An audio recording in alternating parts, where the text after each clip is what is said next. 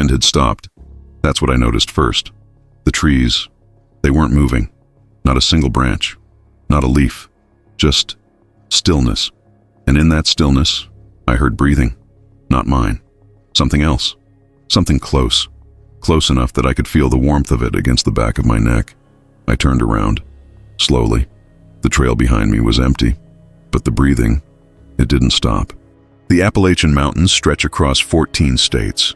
Ancient, dense, unforgiving. Locals who've lived there for generations will tell you the same thing. There are places you don't go. Trails that aren't on any map. Sounds that don't belong to any animal. And rules. Old rules. Passed down through whispers and warnings. Rules that, if broken, mean you might not come back. Or worse, something might follow you home. This is what happened to 3 people who didn't believe in those rules. Who thought the forest was just a forest. Who learned too late that some places remember. And some things never leave. Before we go deeper into the dark, hit that subscribe button and turn on notifications. Here at Chills from Reality, every story leaves a scar, one you won't forget. Now, let's go back to the mountains. It started with Sarah. She was a photographer, 26, confident. The kind of person who laughed at campfire stories and called them folklore. She'd been planning the trip for months, a solo hike through the Blue Ridge section of the Appalachians, 3 days, 2 nights. She wanted isolation. She wanted silence. She wanted to capture the raw beauty of the wilderness. She got something else. Day 1 was perfect. Clear skies, golden light filtering through the canopy. She set up camp near a stream, the water rushing over smooth stones, the sound almost hypnotic. She ate. She took photos. She felt free. That night she slept soundly, or at least she thought she did. It was the second day when things changed. She woke up at dawn, unzipped her tent and stepped outside. The air was cold, damp, the kind of cold that sinks into your bones and stays there. She made coffee, started packing her gear, and then she noticed it. Her boots. They were muddy, caked in thick, dark soil, but she hadn't worn them since she'd gotten into her tent the night before. She stared at them, confused. Maybe she'd sleepwalked? But the tent was still zipped shut from the inside, and her feet, they were clean. She shook it off, told herself it was nothing, just dirt from the day before. But deep down, she knew. Those boots had been clean when she'd taken them off. The trail that morning was quiet, too quiet. No birds, no wind, just the crunch of her footsteps on the dirt path. She hiked for hours, the trees pressing in on either side, their branches twisted and gnarled like skeletal fingers. And then, around noon, she saw it. A structure, deep in the woods, off the trail, half hidden by moss and shadow. It looked like an old cabin, or what was left of one. The roof had caved in, the windows were shattered. The door hung crooked on rusted hinges. She shouldn't have gone closer, every instinct told her not to. But she was a photographer, and the light, the way it filtered through the broken walls, it was perfect. She approached slowly, camera raised, finger on the shutter, and that's when she heard it. A voice, faint, muffled, coming from inside the cabin. "Help!" She froze, her heart slammed against her ribs. She lowered the camera, listened. The voice came again, weaker this time. "Please, help me." It was a woman's voice, desperate, broken. Sarah's hands trembled. She should leave. She should run. But what if someone was really in there? What if they were hurt? She stepped closer. The floorboards creaked under her weight. The air inside was thick, stale. It smelled like rot, like something had died and been left to decay. "Hello?"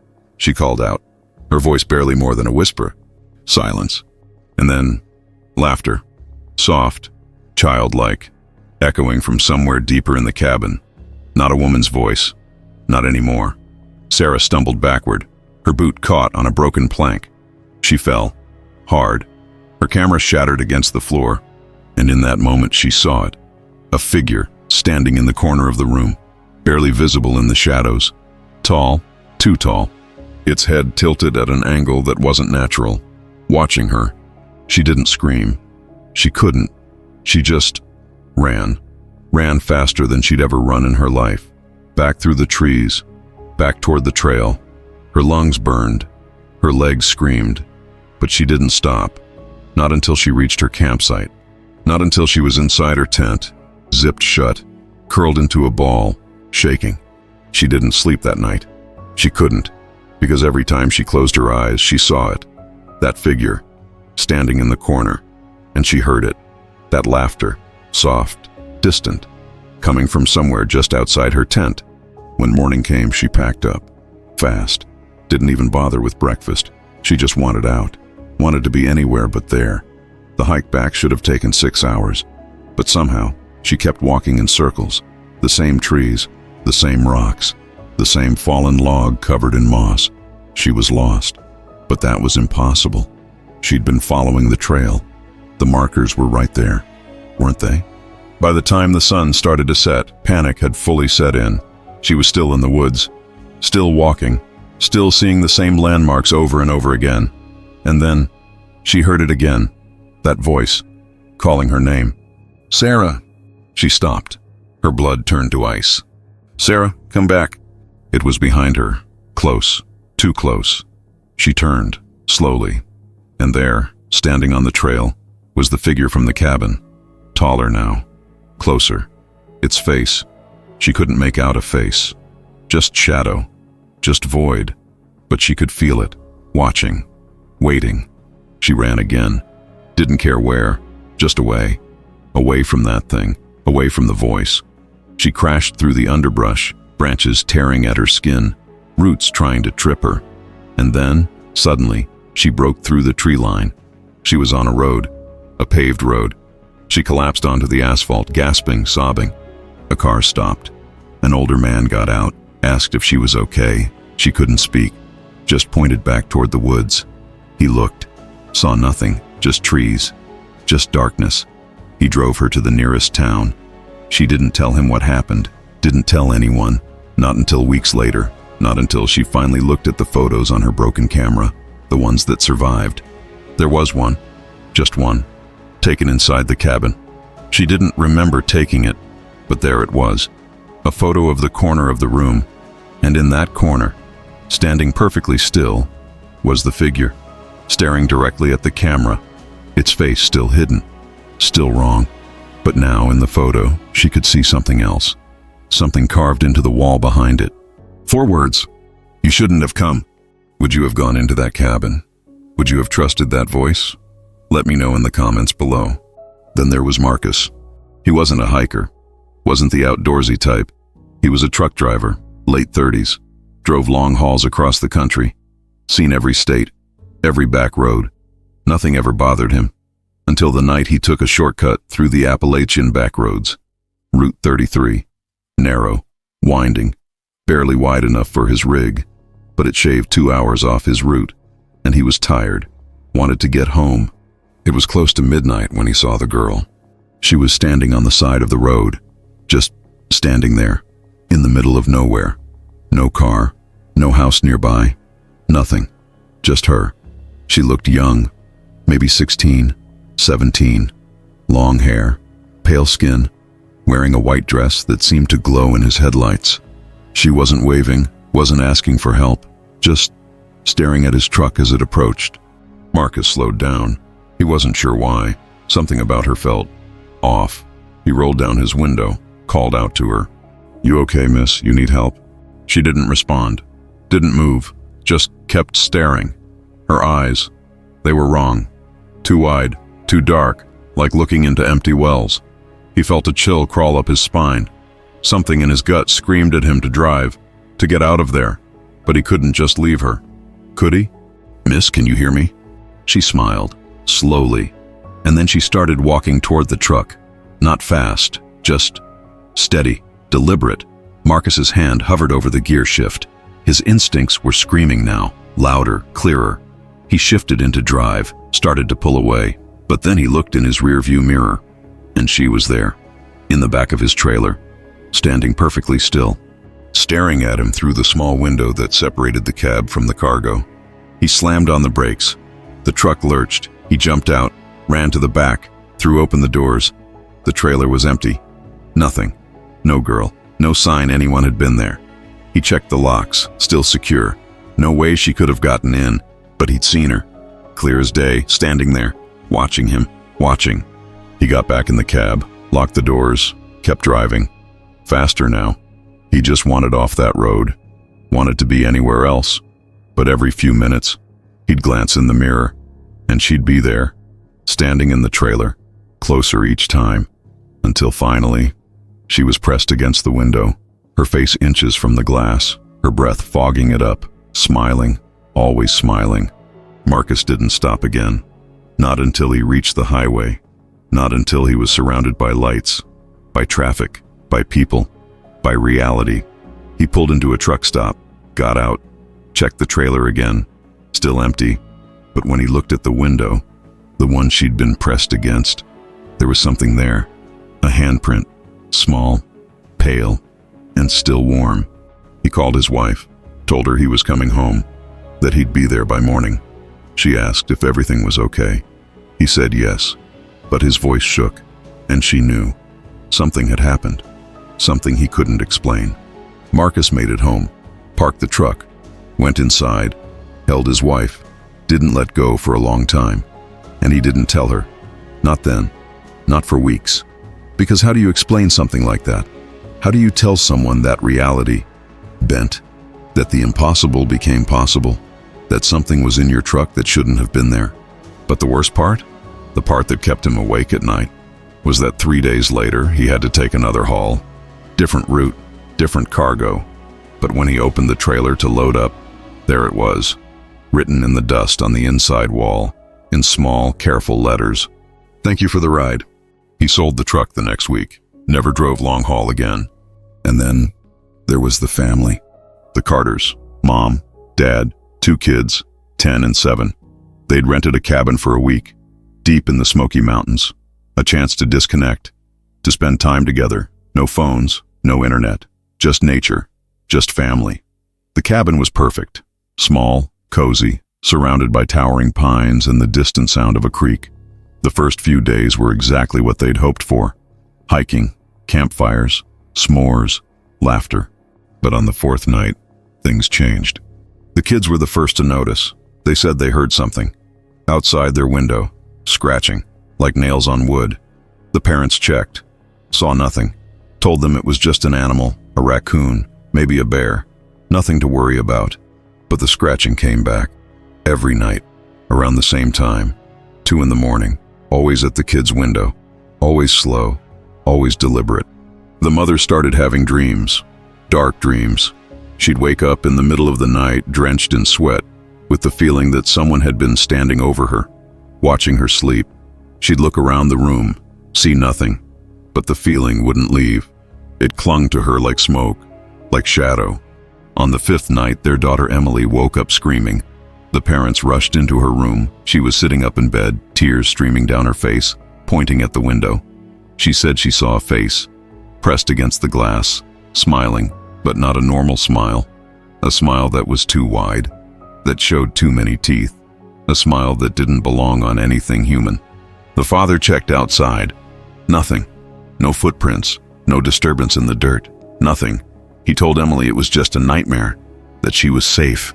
But when he looked at the window from outside, he noticed something.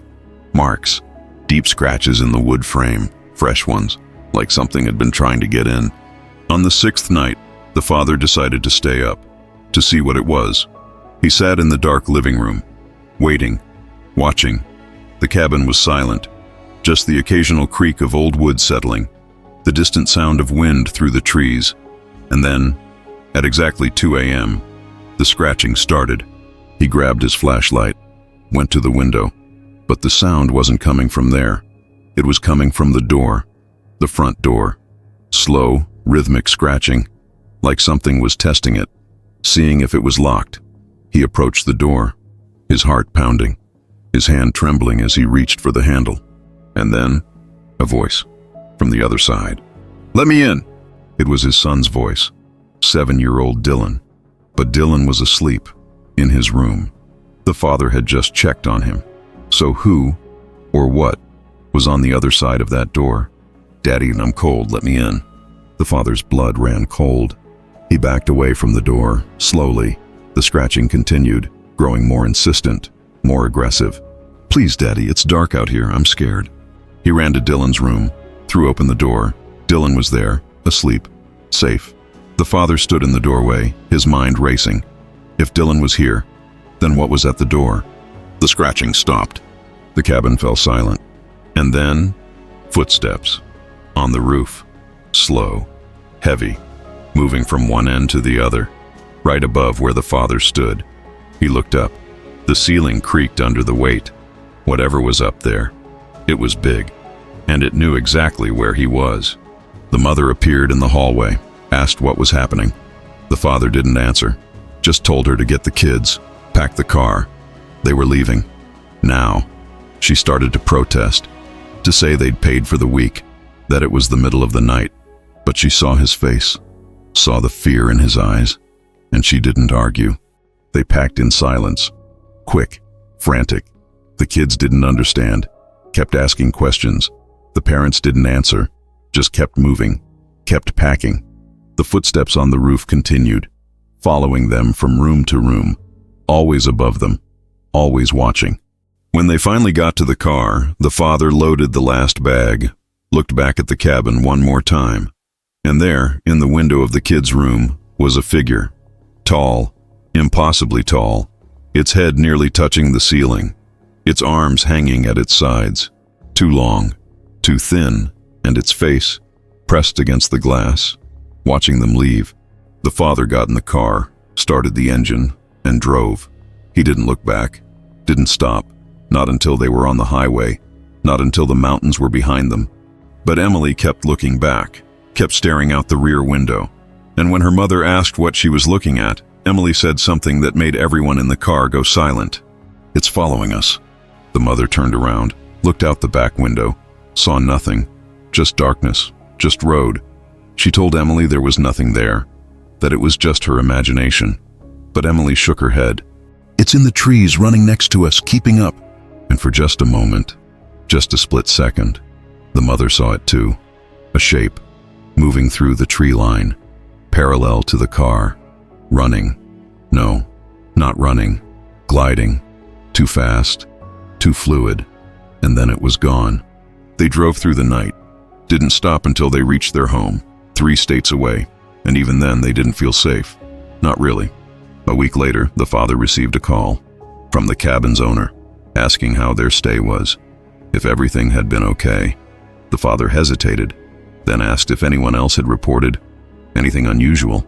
The owner went quiet for a long time, and then he said something that made the father's blood run cold. "Sir, that cabin's been empty for 3 years, since the last family that stayed there went missing. They found the car abandoned on the side of the highway, doors open, engine still running, but the family, they never found them. Park rangers searched for weeks, but it was like they just vanished." The father hung up, didn't say anything, just sat there, staring at nothing, and then he went to check on his kids, both asleep, both safe, both home. But when he walked past Emily's window, he stopped, because there, on the outside of the glass, was a handprint, large, with fingers too long to be human, and it was still wet. Have you ever felt like something was watching you, following you, even when you couldn't see it? Share your experience in the comments if you're brave enough. Locals in the Appalachians will tell you stories, passed down through generations, about things that live in the mountains, things that were there long before roads and cabins and hiking trails. They have names: the not deer, the whistler, the rake. But those are just labels, attempts to explain what can't be explained, to give shape to something that has none. Old-timers say the mountains remember, that the land itself is alive, aware, and if you disrespect it, if you break the rules, it takes notice. And once it notices you, it doesn't forget. There are rules, simple ones. Don't whistle at night. Don't answer if something calls your name. Don't follow lights that don't belong.